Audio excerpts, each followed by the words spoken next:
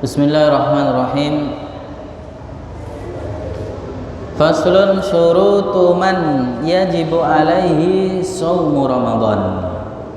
Al-aqlu wal bulughu wal islamu wal itaqah. Sekarang membahas tentang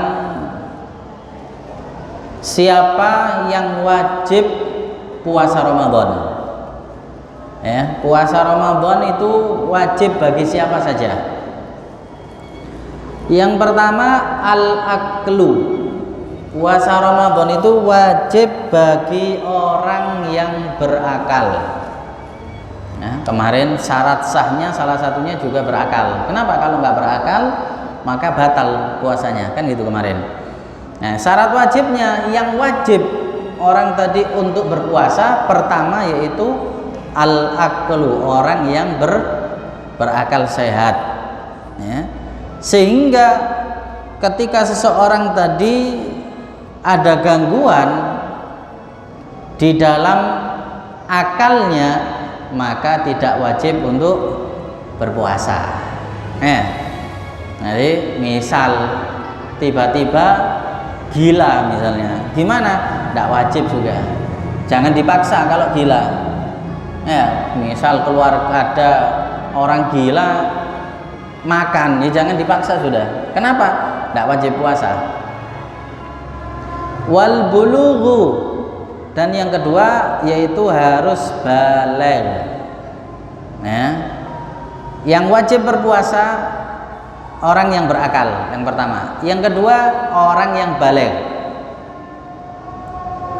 Sehingga kalau anak kecil masih belum balik gimana? Tidak wajib untuk berpuasa. Tapi nanti akan ada pembahasannya. Nah, kalau masih belum balik misalnya, oh ini belum balik, maka tidak wajib puasa. Tapi nanti akan ada pembahasannya. Tetap disuruh puasa nanti. Ya. Yang ketiga, wal islamu, yaitu orang yang berislam, orang yang agama Islam. Kalau orang tadi nggak agama Islam maka nggak wajib. Orang kafir misalnya nggak wajib puasa mereka. Kenapa? Karena bukan Islam. Yang wajib puasa orang yang beragama Islam. Makanya misal ada orang Islam pernah hidup ada di bulan Ramadan, dia dalam keadaan Islam, kemudian na'udzubillah min dzalik murtad keluar daripada agama Islam. Berapa tahun? 5 tahun misalnya. Gara-gara mungkin kalah dengan istrinya akhirnya murtad, atau karena kalah dengan pekerjaannya sehingga murtad 5 tahun. Dapat 5 tahun, dapat hidayah lagi, masuk Islam lagi. Masuk Islam lagi, ya. Kan sudah tren kan, ada di kalangan artis ya. Masuk ini, masuk ini ya. Nah, masuk Islam lagi gimana? Maka selama 5 tahun tadi wajib ngoboi puasa Ramadan. Kenapa? Karena dia pernah Islam. Pernah Islam. Sekarang loh, kan saya waktu itu murtad, keluar dari agama Islam selama 5 tahun. Iya, gara-gara kamu murtad selama 5 tahun, sekarang masuk Islam lagi, maka wajib ngoboi 5 tahun dari puasa. Kalau orang kafir gimana? Orang kafir gak wajib. Misal ya, mulai kecil kafir sampai umur 30 tahun. Umur 30 tahun masuk Islam. Umur 30 tahun masuk Islam. Gimana? Apakah wajib ngoboi mulai balik sampai umur 30 tahun? Gak wajib. Tidak wajib. Sholatnya juga nggak wajib diqodoi. Kenapa? Karena asli kafir mulai sebelum balik. Tapi kalau waktu balik Islam, umur 15 tahun, umur 16 tahun, 17 tahun Islam, kemudian murtad umur 17 tahun misalnya, na'udzubillah min dzalik, umur 25 masuk Islam lagi, antara umur 17 sampai umur 25 wajib ngodoi puasa Ramadan. Nah, kenapa? Karena dia aslinya Islam dulu, makanya wajib puasa. Ya. Kemudian wal itaqah, Yang wajib puasa Ramadan yaitu al-itaqah, mampu. Mampu di sini mampu secara hissan dalam keadaan fisik, wa syar'an dan dalam keadaan syariat. Maksudnya sehat, tidak sakit. Orang sakit nemen misalnya, tidak wajib puasa. Maksudnya boleh tidak puasa tapi nanti ngodoi. Atau orang tadi tidak bepergian, tidak musafir. Kalau musafir nanti boleh tidak puasa, tapi ada syaratnya. Ya, ada syaratnya. Jadi syarat yang keempat al-itaqah, mampu. Misalnya ada orang yang sudah tua, umur 80 tahun misalnya. Ya, umur 80 tahun. Tidak kuat untuk puasa. Kenapa? Dapat 5 jam harus makan. 5 jam makan, 5 jam makan, minum. Ya, disuruh puasa tidak kuat. Gimana? Boleh nggak puasa? Boleh nggak puasa. Terus gimana? Apakah wajib ngodoi? Nggak kuat puasa, kapan ngodoinya? Karena sudah tua kan. Nah terus wajib bayar kafaroh. Jadi tidak puasa tapi wajib bayar kafaroh bagi orang yang sudah tua ya. Orang tua sudah nggak mampu. Tapi kalau masih muda, gara-gara sakit nggak puasa, gimana?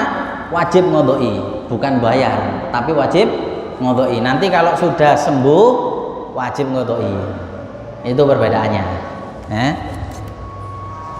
Nah, sekarang untuk anak kecil, wa yu'marus shabibi li sab'in, diperintah puasa bagi anak kecil yang sudah umur 7 tahun. Nah, umur 7 tahun diperintah puasa, ya. Sama ibunya, sama abahnya, sama perintah. Oh, anakku sudah umur 7 tahun, sampean ajari, ayo nak puasa. Nggak kuat, ya diajari biasanya puasa beduk. Nah, sebenarnya itu bukan puasa, itu cuma belajar saja. Puasa itu nggak ada puasa beduk. Puasa itu ya sampai maghrib, mulai subuh terbitnya fajar sampai terbenamnya matahari. Cuma nggak apa-apa, latihan dulu, diajari umur 7 tahun. Kalau sudah umur 10 tahun gimana nggak puasa, maka boleh dipukul. Umur 10 tahun nggak puasa, boleh dipukul. Tapi mukulnya mukul pendidikan ya, bukan mukul menghajar. Wah kamu gini, wah diwajar enggak. Tapi mukul untuk didik supaya puasa.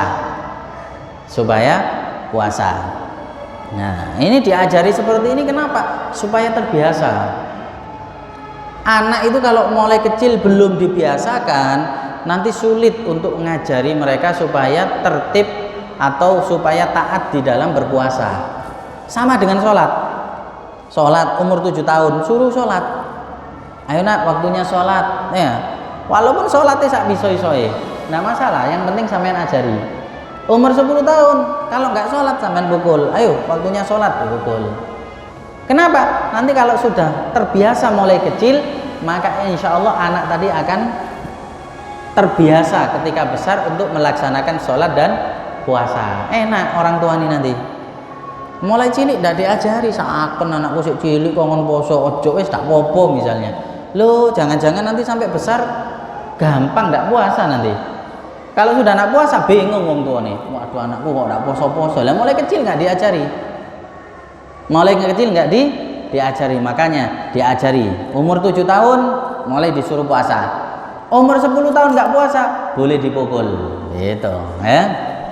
Nah, sekarang bahas masalah boleh mokel ya. Apa mokel ya? Boleh buka ya, buka belum waktunya.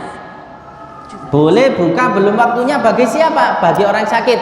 Pertama, lil marad alladzi yubihu tayammum. Orang sakit yang sakitnya tadi diperbolehkan untuk tayamum. Jadi misal tengah-tengah puasa sakit. Ya, mulai pagi sudah niat puasa, sudah sahur. Waktu zuhur kok sakit mendadak. Sakitnya sakit yang memperbolehkan untuk tayamum. Jadi lumayan parah. Gimana? Apakah boleh buka? Boleh. Buka boleh? Boleh, ya, tidak dosa. Tapi tetap ngodoi ya nanti. Tapi setelah Ramadan wajib ngodoi nanti. Jadi jangan diteruskan kalau sakit. Ya, misal sakit parah, wah tidak kuat, tetap ayo harus puasa. Jangan. Nah, apalagi masih kecil misalnya. Tapi ya harus lihat ya. Kadang anak kecil ya api-api. Oh loro padahal nggak loro. Ya. Jadi makan nggak boleh ya. Nah, baik. Misal sakit karena kerja, boleh. Kerjaannya keras, misalnya. Kemana ya? Petani lah, kan panas. Petani misalnya. Dia tengah-tengah kerja sakit, misalnya. Maka gimana? Boleh untuk mokel. Tapi wajib mengodoi. Walil khaif milal halak, atau bagi orang yang mau meninggal. Ini kalau nggak makan, nggak minum, mati. Ini kalau puasanya diteruskan akan meninggal. Gimana? Boleh untuk mokel. Ya. Bahkan di sini wali ghalabatin ju awil atas, sangat haus dan sangat lapar. Itu juga boleh bagi orang tadi untuk berbuka puasa. Nah, makanya di sini kita garis bawahi gini loh. Kalau ada ilah tadi, kalau ada penyebab tadi, boleh untuk berbuka puasa. Tapi tidak boleh mulai pagi sudah niat nggak puasa. Gitu loh. Ya. Jadi Islam itu ngasih keringanan. Misal gini, orang ini pekerjaannya keras memang, pekerja di pabrik tapi panas, panas kerjanya. Gimana? Apakah boleh nggak puasa? Nggak boleh, tetap wajib puasa. Cuma di garis bawahi, dia mulai dari rumah niat, pagi tetap dia sahur, tetap dia niat, ya berangkat ke tempat kerja tetap puasa. Nah, urusan nanti ketika duhur, ya atau sebelum duhur panas tidak kuat, ini kalau terus semaput, ya maka gimana? Boleh di situ dia berbuka, boleh mokel, gitu loh. Sama dengan misalnya ya petani misalnya, bagian matun misalnya ya, matun panas-panas misalnya, boleh untuk tadi itu mulai dari rumah dia niat harus puasa. Nggak boleh nggak puasa, dosa nanti kalau nggak puasa. Ya, nah urusan nanti di tengah-tengah puasa nggak kuat, dia mau mokel itu nggak apa-apa, gitu loh. Loh sekarang kan enggak kan? Kadang-kala karena pekerjaannya berat, mulai rumah sudah nggak puasa, bahkan siap-siap gowo sego, ya. Nah ini yang nggak boleh, dosa. Jadi dari rumah sudah niat gue bekal, gue tak kayak mangan kok duhur ini, ya berarti sudah niat nggak puasa, dosa kalau itu. Nggak kuat saya, tetap kalau nggak kuat harus dicoba dulu, wajib puasa dulu. Nanti mulai pagi sahur, ya untuk urusan nanti kuat nggak kuat lihat akhirnya. Nah, ketika kuat ya harus diteruskan, ketika nggak kuat boleh berbuka. Yang dilarang itu adalah tidak puasa mulai pagi wis niat nggak poso. Nah, saya kerjanya keras, misalnya tukang kayu, petani, ya kerja pabrik panas. Mulai dari rumah sudah nggak puasa. Mari subuh wis sarapan, ya haram, ya haram, dosa. Ini niat nggak puasa memang, jangan ya. Kemudian wal musafir, bagi musafir yang jauh, ya, tapi harus keluar dari rumah sebelum subuh. Di garis bawahi, harus keluar dari rumah sebelum subuh. Jadi kalau musafirnya setelah subuh tetap wajib puasa, nggak boleh nggak puasa. Tapi kalau musafirnya sebelum subuh sudah keluar dari rumah, boleh nggak puasa? Saya mau ke Solo misalnya, wis nggak puasa, wis nggak apa-apa, tapi harus keluar dari rumah sebelum subuh. Kalau setelah subuh gimana? Wajib puasa. Wajib puasa. Jadi musafir yang boleh tidak puasa adalah ketika bepergiannya keluar dari rumahnya sebelum subuh. Nah, nanti misalnya urusan di tengah jalan nggak kuat, nah ini urusan yang tadi itu. Wah, saya musafirnya setelah subuh keluar dari rumah, wajib puasa. Di tengah jalan nggak kuat, waduh, haus ini nggak minum semaput. Nah, ini urusan lain. Berarti dia boleh buka puasa karena takut tadi itu, semaput tadi itu, gitu loh. Tapi tetap puasa. Beda dengan yang awal tadi itu, dari rumah wis jam 6 wis sarapan. Nah, jam 6 wis sarapan, wis ngopi misalnya. Ini dosa, jelas ini. Dosa, ya. Hati-hati. Nah, kemudian bagi musafir itu yang paling afdal itu puasa atau enggak? Di sini ada definisi yang pertama, lebih baik puasa kalau kuat. Bagi orang yang musafir bepergian, lebih baik puasa kalau kuat. Kalau tidak kuat, maka lebih baik tidak puasa. Ya, takutnya apa? Yaitu tadi, di tengah jalan semaput tambah bahaya nanti. Ya, semaput tambah bahaya. Tapi ya gitu ya. Kemarin tetap memuliakan bulan Ramadan. Walaupun musafir boleh nggak puasa, kalau makan nggak boleh terang-terangan. Jangan mentang-mentang musafir. Wah, saya musafir boleh nggak puasa. Ngombe ada di tengah jalan, makan ada di samping jalan, rokokan kebal-kebul di tengah jalan. Ada orang lihat puasa, hati-hati. Sampean nggak puasanya karena musafir boleh, nggak dosa. Tapi sampean makan di hadapan orang puasa itu dosa. Jadi ada dua perbedaan, hati-hati. Wah, kamu nggak puasa, saya musafir, nggak apa-apa nggak puasa. Tapi nggak boleh makan di hadapan orang puasa. Makan di tempat yang tertutup, jangan sampai ganggu orang yang puasa yang lainnya. Gitu. Kadang salah artian sekarang, mentang-mentang musafir ya, atau perempuan mentang-mentang haid misalnya, makan minum di hadapan orang puasa, tidak boleh, dosa hukumnya ya. Wa idza balagha as-sabi au qadimal musafir. Kalau anak kecil sudah balik, anak kecil di tengah-tengah puasa balik,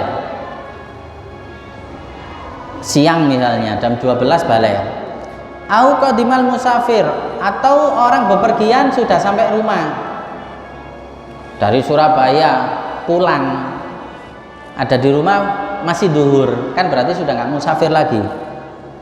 Atau sufiyal marid, orang yang sakit sembuh, sedangkan mereka waktu sakit, waktu musafir, waktu masih sobi, masih belum balik puasa. Gimana? Ketika sudah balik dan ketika sudah sembuh tadi, maka dia harus wajib meneruskan puasanya. Ya, jadi anak kecil misalnya umur 11 tahun masih belum balik, tapi sama ibu kan juru puasa, tapi puasanya kan nggak wajib kan, karena belum balik. Puasa ketika duhur balik, balik berarti dia sudah wajib puasa. Tapi kan separuhnya tadi mulai pagi sampai duhur kan masih belum wajib, wajibnya mulai duhur. Gimana? Mulai duhur ini wajib puasa sampai maghrib, nggak boleh makan. Jadi terhitung puasa wajib, mulai terhitung seperti wajib, mulai duhur sampai maghrib. Kalau makan hukumnya dosa. Tapi mulai pagi sampai duhur karena belum balik nggak apa-apa sebenarnya, walaupun makan nggak apa-apa. Kenapa? Masih kecil, masih sobi. Itu ya. Musafir juga gitu. Orang yang sakit juga gitu. Sakit dia misalnya, terus nak popo, walaupun sakit saya kuatkan untuk puasa dia sampai duhur sembuh. Nah, sebenarnya mulai pagi sampai zuhur dia nggak puasa nggak apa-apa karena sakit. Sebenarnya. Nah, sekarang mulai zuhur sampai maghrib, gimana hukum makannya? Haram. Harus tetap puasa karena sudah sembuh. Ya. Baik. Dan wa kullu man aftar li udrin al ghairi wajaba 'alil qada' ba'da tamakkun.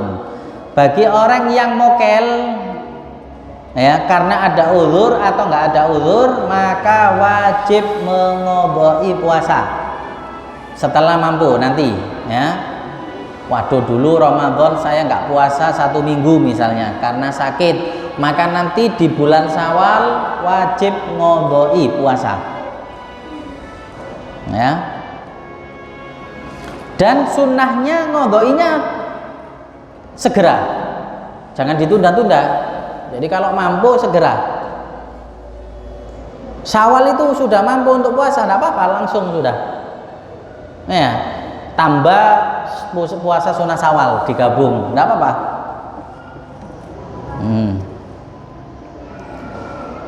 Kemudian pembahasan lain bagi orang yang lupa niat, kemarin sudah kita bahas ya. Jadi makanya niat itu harus sampean ingat-ingat ya. Sampean ingat-ingat niat di dalam puasa. Orang kalau lupa niat puasa, maka dia wajib tetap tidak boleh makan dan tidak boleh minum sampai maghrib. Tapi puasanya nggak sah, nanti ngodoi. Tapi tetap harus nggak boleh makan seperti orang puasa. Jadi penting niat ini. Sampean kalau memang takut ketiduran ketika sahur, lebih baik niat dulu wis. Yaitu sholat tarawih itu, setelah sholat tarawih niat itu enak sudah.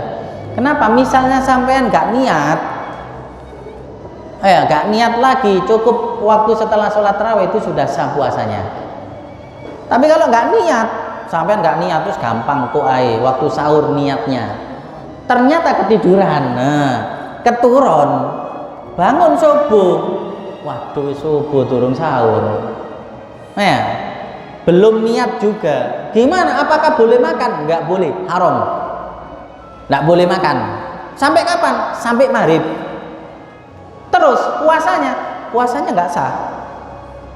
Jadi sudah suruh nggak boleh makan sampai maghrib, tapi puasanya nggak sah. Wajib ngodoi lagi. Bagi orang yang lupa niat, ya. Nah, makanya niat sampean inget-inget, ya. Jangan sampai lupa niat. Nah, baik.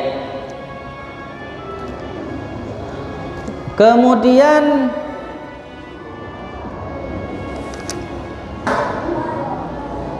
di sini disebutkan sunnah bagi seseorang untuk mempercepat buka puasa kalau sudah waktu masuk. Ya. Jadi kalau sudah waktu masuk maghrib azan, sunnah sampean bergegas untuk berpuasa. Berbuka puasa, sunnah cepat. Jangan ditunda-tunda. Kemarin juga kita bahas ya. Nah, jadi kalau sudah kedengaran azan langsung. Nah, bagi muadzin ini penting juga. Bagi muadzin itu juga sunnah jangan azan dulu. Sampean buka dulu. Jadi masuk waktu azan. Oh waktunya azan ini sudah. Jangan langsung azan. Sampean minum dulu. Bagi muadzin itu. Setelah minum sedikit sampean azan, itu sunnahnya. Kenapa? Kalau sampean azan dime, ya akhirnya kan nanti setelah azan baru minum. Kan nggak mungkin tengah-tengah azan Allahu Akbar ngombe. Allah kan nggak mungkin. Nah, makanya bagi muadzin ya, kalau buka itu sebelum azan. Azan masuk, oh ini waktunya sudah masuk. Sampean minum sebentar. Minum baru sampean azan. Yang penting sudah buka puasa dulu. Membatalkan puasa dulu dengan minum. Sunnahnya seperti itu. Sunnahnya seperti itu. Ya.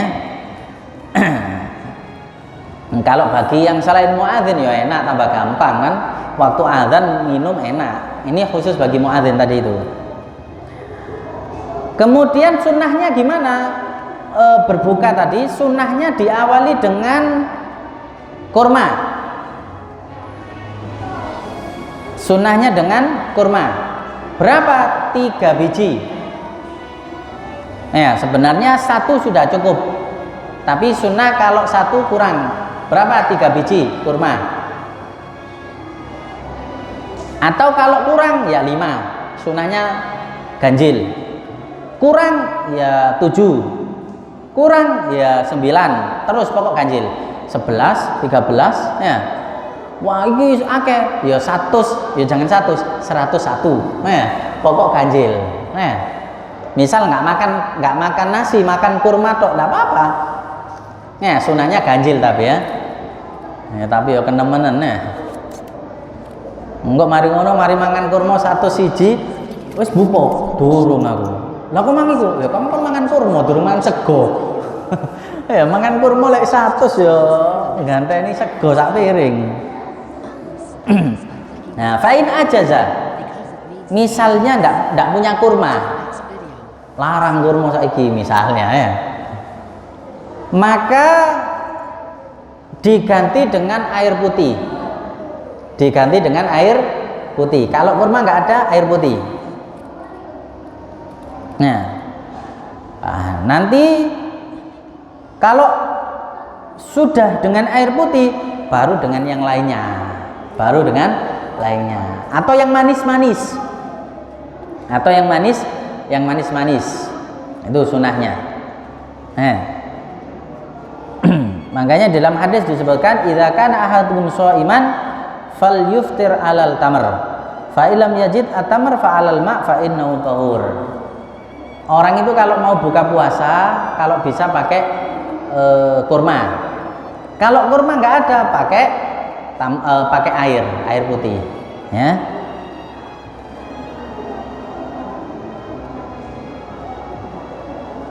Kenapa? Nabi itu sebelum sholat buka puasa dulu, bukan sholat dulu. Jadi sebelum sholat beliau makan kurma 3 atau 5, setelah itu sholat maghrib. Ya seperti kita lah, nanti kan biasanya kan azan kita buka dulu, setelah itu sholat, setelah itu baru makan nasi ya. Baik, untuk doanya sebagaimana biasanya ya, Allahumma lakasumtu wa ala rizqika aftartu ya, itu sunahnya. Ditambahi dengan doa-doa yang lain juga nggak apa-apa. Yang paling pendek Allahumma lakasumtu wa ala rizqika aftartu ya. Jangan lupa kalau waktu buka langsung klok nggak bismillah, nggak doa ya. Sama doa Allahumma lakasumtu, ya Allah aku berpuasa karena engkau, wa ala rizqika aftartu, dan aku bisa berbuka puasa karena engkau kasih rizki. Syukur, alhamdulillah sama Allah dikasih kekuatan bisa puasa dan dikasih rizki bisa berbuka puasa ya. Sunnah juga taftirus shaimin. Sunnah taftirus shaimin ini memberi buka buat orang puasa. Sunnah ya, memberi buka buat orang yang puasa. Sunnah hukumnya. Bahkan kalau bisa makan bareng. Wa ayyakula ma'ahum, makan bareng ya. Pahalanya gimana? Pahalanya seperti pahala orang yang puasa tadi. Sampean puasa, kemudian punya rizki, sampean undang orang 20 makan bareng dengan sampean, maka sampean seperti puasa 25. Sampean sendiri dapat pahala puasa, 20 orang tadi sampean kasih makan, sampean dapat pahala 20 orang puasa.